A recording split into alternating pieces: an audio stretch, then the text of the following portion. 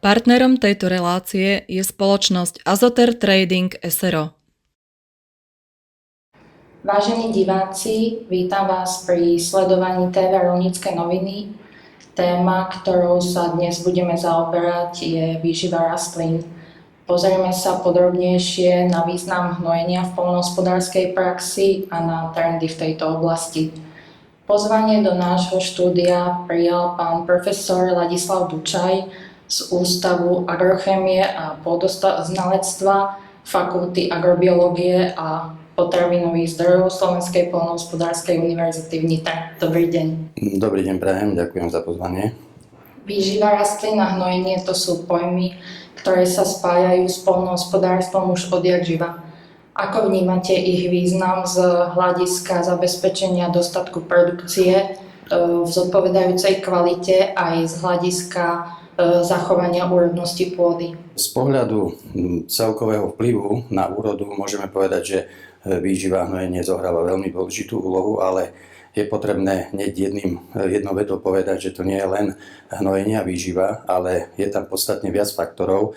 Medzi ten základný patrí úrodnosť pôdy, samotná úrodnosť pôdy, to znamená, je to tá genetika pôdy, sú to agrochemické vlastnosti, fyzikálne, chemické a biologické vlastnosti pôdy. Takže toto je potenciál veľmi významný. Okrem toho potom do úvahy pripadajú ďalšie vplyvy a to je genetika rastlín, samotná genetika rastlín, čiže odrodová skladba.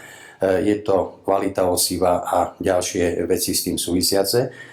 V neposlednej miere potom je to agrotechnika, pretože agrotechnika v súčasnosti naberá na intenzite, posúva sa veľmi významne dopredu a sú to operácie od zakladania porastu cez sejbu, následne ošetrovanie počas vegetácie a samotný zber. To sú faktory základné, ale potom je ten najvýznamnejší alebo veľmi významný faktor, to je voda. Čiže klimatické podmienky, zrážky, teploty, ktoré sú rok od roku rôzne, menia sa. Takže toto sú v podstate komplexné faktory, ktoré ovplyvňujú tú výšku úrody. Keď si predstavíme, že chceme dopestovať 6 tónov úrodu pšenice, tak potrebujeme 150 kg dusíka, 30 kg fosforu, 120 kg draslíka. No a musíme si uvedomiť, že ak tieto plodiny alebo túto úrodu odvážame preč z poľa, tak dochádza k tzv. Produktívnym stratám. S tým počítame, že tie živiny odchádzajú a ak ich do pôdy nedodávame, len odčerpávame, tak v podstate v úvodzovkách, možno aj bez úvodzoviek, tunelujeme tú pôdu a uchudobňujeme pôdu o živiny. Takže potrebujeme tieto živiny spätne prinavrátiť, no a realizuje sa to predovšetkým cez pozberové zvyšky, cez vedľajšie produkty, ktoré máme. No a následne potom sú to hospodárske hnojivá, respektíve organické hnojivá, ktorých máme bohužiaľ málo, ale sú tu určité možnosti, ako to poriešiť. No a ak nám tieto živiny nestačia, tak potrebujeme to dodať cez priemyselné hnojivá. Z hľadiska úrodnosti ako takej už samotný zákon o ochrane pôdy o 220 z roku 2004 hovorí, že na pôde by sme mali hospodáriť tak, aby sme tú úrodnosť zachovali. No a rozumný hospodár by mal robiť kombináciu organického hnojenia, priemyselného hnojenia a nezabúdať na pH pôdy, na vápnenie. Čiže to sú faktory, ktoré sú dôležité z pohľadu vyváženej výživy rastlín. Jednoznačne áno.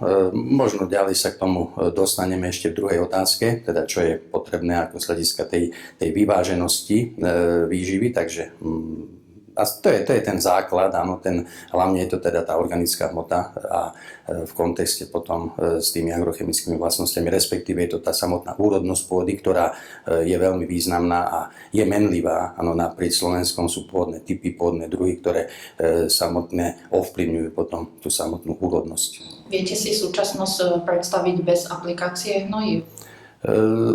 Samozrejme, nie je to možné, pretože zákon zachovania hmoty platí a živiny, ktoré dodávame do pôdy a sa odoberajú z tej pôdy, tak sa musia spätne vrátiť. A či to je už formou hospodárskych hnojív, organických alebo priemyselných, je to v podstate jedno, pretože rastliny sú organizmy, ktoré využívajú anorganické časti, predovšetkým, to znamená, sú to katióny a anióny, ktoré či už pochádzajú z organických hnojív po rozklade, alebo následne ich dodávame cez priemyselné hnojivá vo forme soli. Takže nie je to v súčasných podmienkach nie je to možné. Aké teda faktory vplývajú na účinnosť aplikovaných hnojív, alebo čo je predpokladom vyváženej výživy? Z pohľadu vyváženej výživy v prvom rade je potrebné si uvedomiť, že mali by sme poznať médium, kde realizujeme tú poľnohospodársku výrobu. To znamená, že by sme mali tú pôdu dokonale poznať.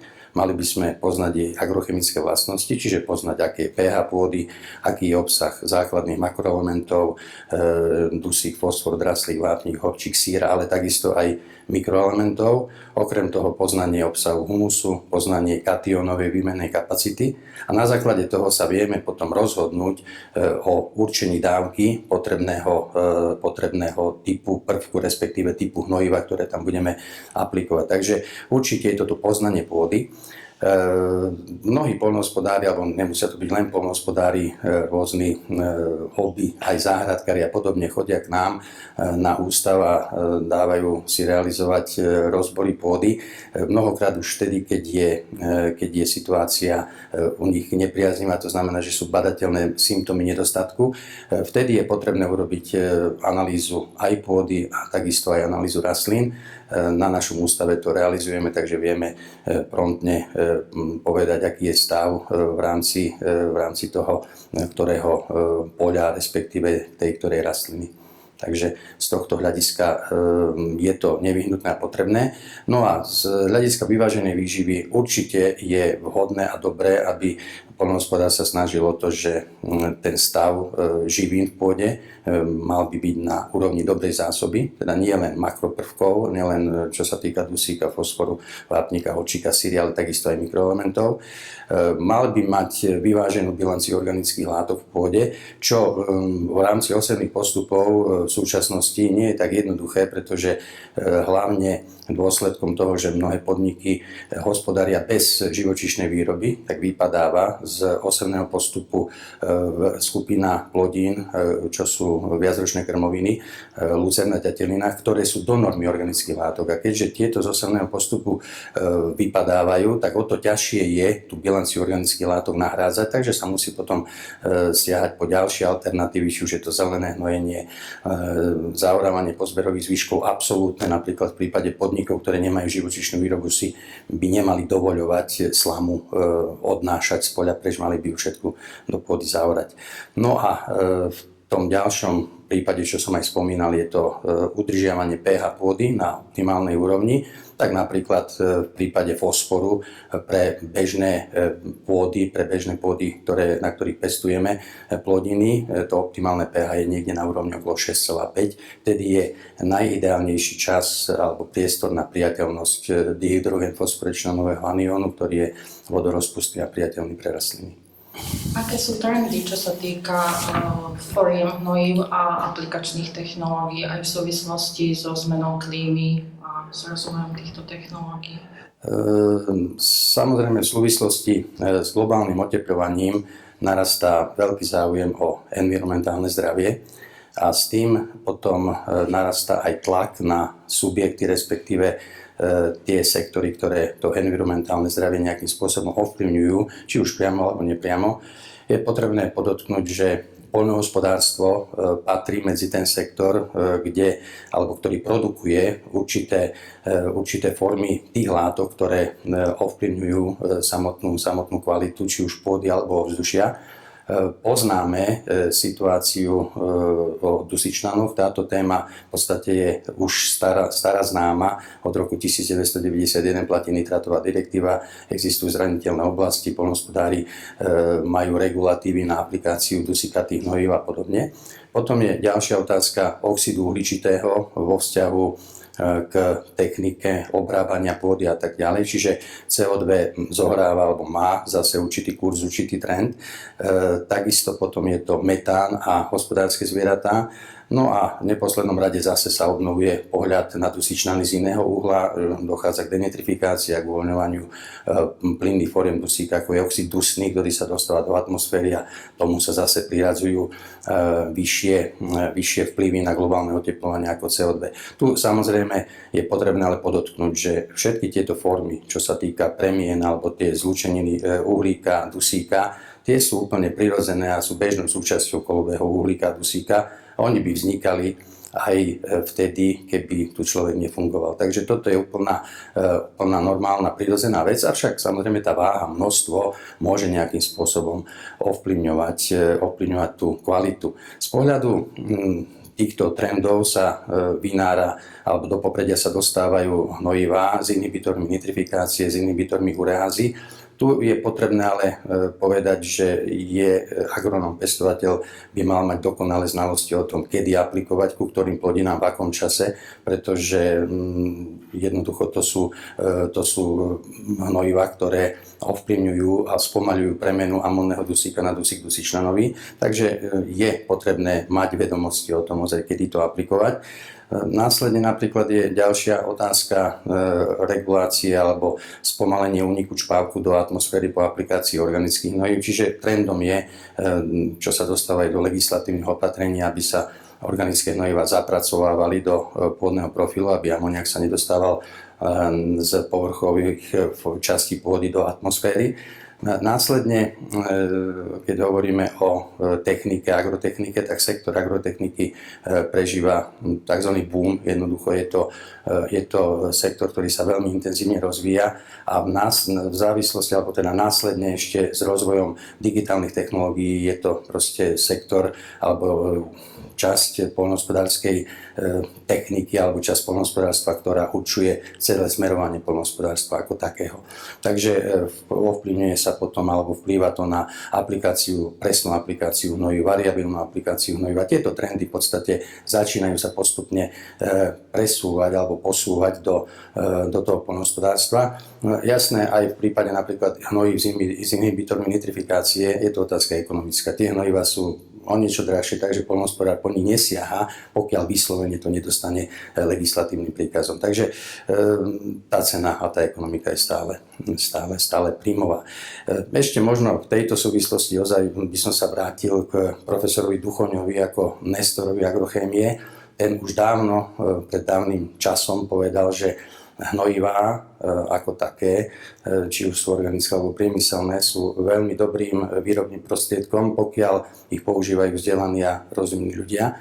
Takže aby sme hnojivá aplikovali z ekologickej stránky a z ekonomickej stránky efektívne, tak je potrebné, aby sme použili správny typ hnojiva, správne množstvo, správny čas a na správne miesto. Ak tieto faktory dodržíme, tak vtedy sa nemusíme nejak zásadne obávať nejakých negatívnych vplyvov z hľadiska vplyvu na životné prostredie a teda hlavne na to životné prostredie. V poľnohospodárskej praxi sa používajú hlavne anorganické hnojivá. Ako vnímate význam, potenciál a budúcnosť organických hnojív? Áno, je to pravda. V podstate z pohľadu vstupov NPK živín môžeme povedať, že aj na Slovensku dominuje vstup NPK živín cez priemyselné hnojivá. Je to niekde až na úrovni okolo 80%. Keď sme pri dusíkatých hnojivách, tak je to dokonca až na úrovni 88%, a len 12% vstupuje cez organické hnojivá. Z pohľadu organických hnojív, ich významu na celkové pestovanie a na ich potenciál v pôde, môžeme povedať, že ich význam je v čase nemenný a, jak sa hovorí, nespochybniteľný. V prvom rade organické hnojivá ako také sú zdrojom uhlíka pre pôdne mikroorganizmy. Jednoducho potrebujeme ten pôdny mikrobióm nakrmiť a ten uhlík je základná energetická surovina. Následne tieto mikroorganizmy rozkladajú organickú hmotu, či už sú to hospodárske hnojivá, organické hnojivá ako také, alebo sú to pozberové zvyšky. Tá prvá fáza sa menuje mineralizácia, čiže dochádza k rozkladu organických látok na látky minerálne, teda na tie tzv. Stavebné tehličky, z ktorých potom rastliny stavajú svoje telá. Čiže už sú to, dusičnany, alebo teda je to najprv je to amonný dusík, potom je to dusičnanový dusík, syranový anión, vápenatý katión a podobne. No, to sú tie isté formy, ako pochádzajú z priemyselných hnojív. Áno. A následne potom dochádza aj k procesom tzv. Humifikácie, kedy časť organických látok neprechádza na minerálne formy, ale na ťažko rozložiteľné látky a to je základ humusu. A to je vlastne to srdce pôdy, ktoré by malo byť udržiavané a nemalo by sa nejakým spôsobom znižovať. Z pohľadu množstva, koľko sa aplikuje organických hnojív, tak keď si predstavíme, že by sme aplikovali 40 tón maštálneho hnoja každé 4 roky, tak ročne by to malo vychádzať, že by sme mali aplikovať okolo 10 tón na hektár. Túto situáciu sme mali niekde v 80. rokoch. V súčasnosti a posledné desiatky rokov situácia na Slovensku je taká, že aplikujeme o 75% menej hospodárskych hnojív alebo organických hnojív, čo je na úrovni niekde okolo 2,5 tony na hektár. Je to nedostatočné. Hlavný dôvod samozrejme je ten, že máme rapidný pokles hospodárskych zvierat. V podstate ten pokles je tiež niekde okolo 80%. Klesli nám stavy hospodárskych zvierat z 1,6 milióna v roku 89 na súčasných okolo plus minus 400 000 a podobná situácia je pri ošípaných, kde ten pokles je z 2,7 milióna v roku 1989 na stav okolo 400 000 v roku 2024. Takže toto je jednoznačná otázka, že týchto organických hnojív máme málo. No a z hľadiska nejakého pomeru, tak na hospodárske hnojiva v súčasnom období na Slovensku prípada nejakých 77,5%, to znamená maštálny hnoj, hnojovica, močovka. Nejakých 22% prípada na digestáty, fugát a nejaké zvyšky z priemyslu a následne potom sú to tie destilačné zvyšky a potom len 0,5%, 0,5% prípada na komposty, kde je určitá rezerva. Hnojenie je aj o ekonomike, ste už spomínali, a hlavne v poslednej dobe sme boli svedkami rastúcich cien aj hnojív. Chcem sa spýtať, že aký dopad to má na prax a ako vnímate túto situáciu? Áno, tak ceny hnojív, ktoré boli v roku 2022, našťastie nemáme. Vtedy sa vyšplhali relatívne na vysoké čísla. Pri dusíku to bolo okolo 2,2 € na 1 kg alebo za 1 kg. V súčasnosti je to niekde okolo 0,8 až 0,9 € za 1 kg dusíka, ale stále sú o niečo vyššie tieto ceny v porovnaní s predcovidovou dobou. Zažívame dosť turbulentné obdobie a tá nestabilita, ktorá je vo svete, dotýka sa samozrejme aj tých hnojív.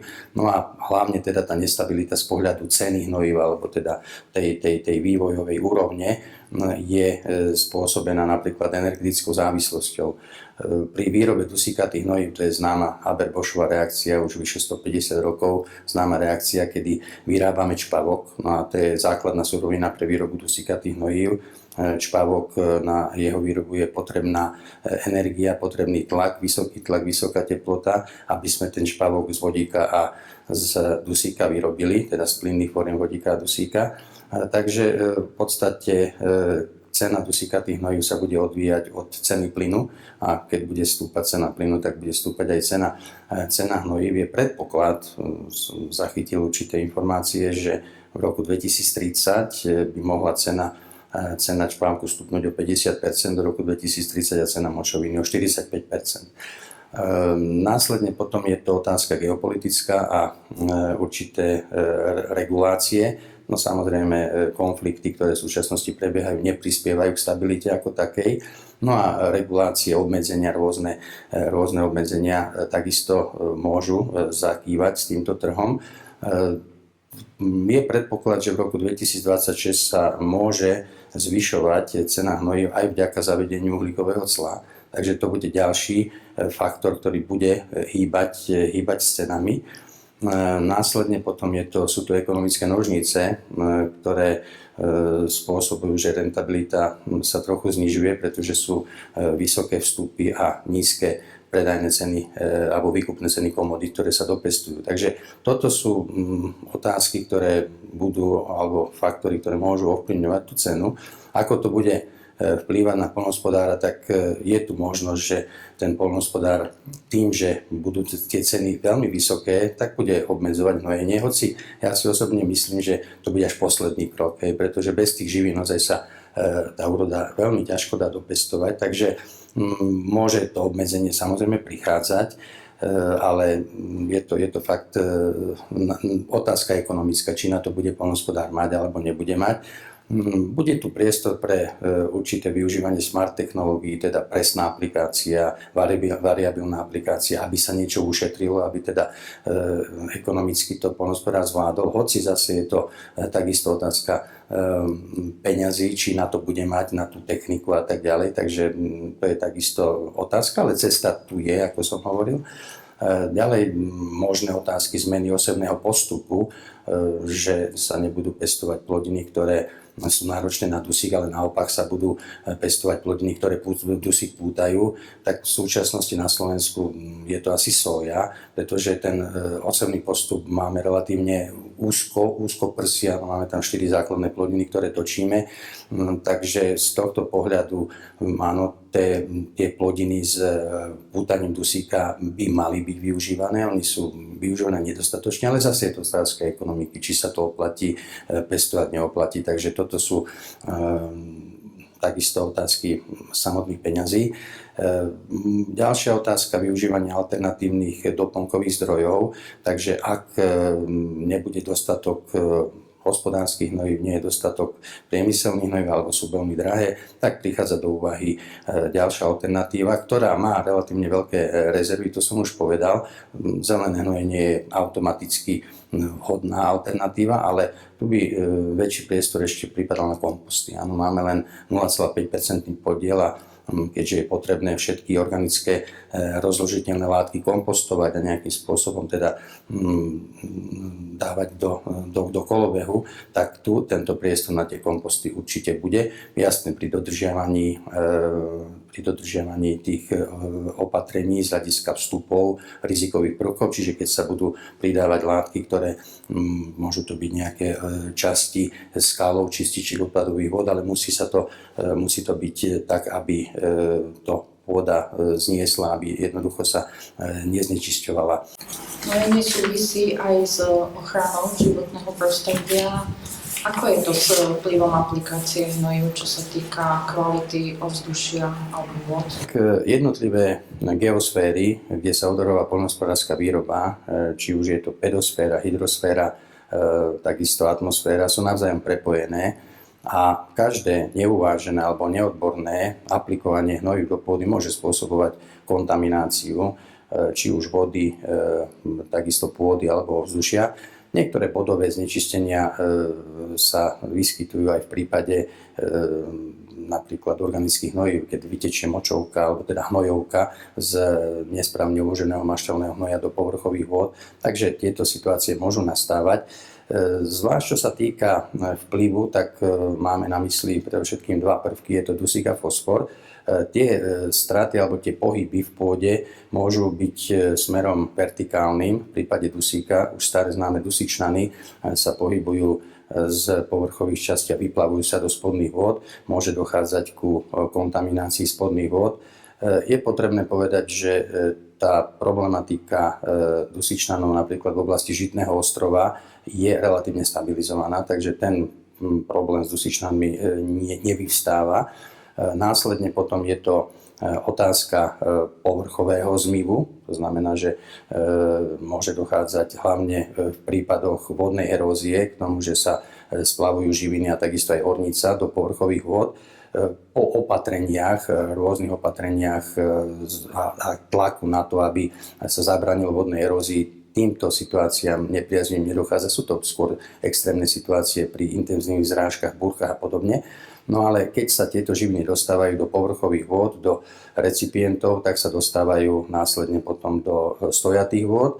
No a tam môže dochádzať k tej eutrofizácii, čiže rozvoj rias, siníc a tie odoberajú kyslík na úkor, teda odoberajú kyslík, ktorý by mohli spotrebovať ryby, ale teda ho nemajú, pretože to spotrebujú tieto riasy. V prípade tej eutrofizácie dosť intenzívne sa spomína otázka fosforu. Bola otázka, že odkiaľ fosfor sa dostáva do povrchových vôd Slovenska. No, je to skôr záhada, pretože množstvo fosforu, no záhada to nie je, ale asi vieme odpoveď. Fosfor, keďže vstupy fosforu do pôdy cez priemyselné hnojiva aj hospodárske hnojiva na Slovensku sú relatívne nízke. Za posledné 10 ročia je to len do 10 kg fosforu, takže tieto vstupy sú nedostatočné. Na Slovensku práve naopak máme pôdy, kde máme asi 75% pôd s nízkou, respektíve len vyhovujúcou zásobou fosforu v pôde. Takže my ten problém s fosforom nemáme.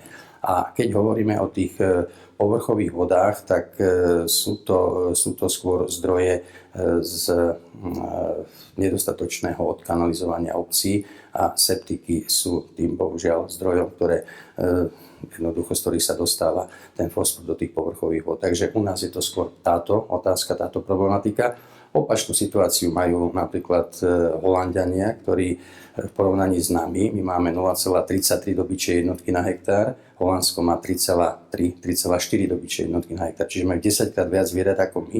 No a tým, že majú relatívne veľa hnojovice, tak tie pôdy nie sú schopné ten fosfor absorbovať a fosfor nie je tak menlivý z hľadiska oxidácie ako dusík. Čiže on vlastne nemení svoje oxidačné číslo, nepodlieha premenám na plynné formy, ale končí vlastne vo vodách. Takže bude to more alebo sú to jazera, rieky.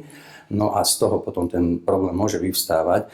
Hovorím u nás, ale tá situácia je trochu opačná. Takže je potrebné pristupovať štát od štátu, pretože tá situácia z hľadiska napríklad počtu zvierat, z hľadiska vstupov jednotlivých prvkov a v tomto prípade toho fosforu je úplne rozdielna, diametrálne rozdielna. Pripravuje Európska únia nejaké opatrenia so zameraním na zdravie pôdy? V rámci Európskej únie bola minulý rok v septembri 2025 prijatá nová smernica Európskej únie o monitorovaní a odolnosti pôdy. Na národnej úrovni do 3 rokov majú prebehnúť legislatívne implementácie tejto smernice a interval monitorovania by mal byť 6-ročný. Čo sa bude monitorovať, aké faktory, tak je to ešte na jednotlivých členských štátoch, ale predpokladám, že bude to koordinované nejakým spôsobom jednotne. Pán profesor Vyšaj, ďakujem za vašu návštevu a vám, milí diváci, ďakujem za pozornosť. Ďakujem veľmi pekne za pozvanie a takisto prajem divákom všetko dobré. Partnerom tejto relácie bola spoločnosť Azoter Trading SRO.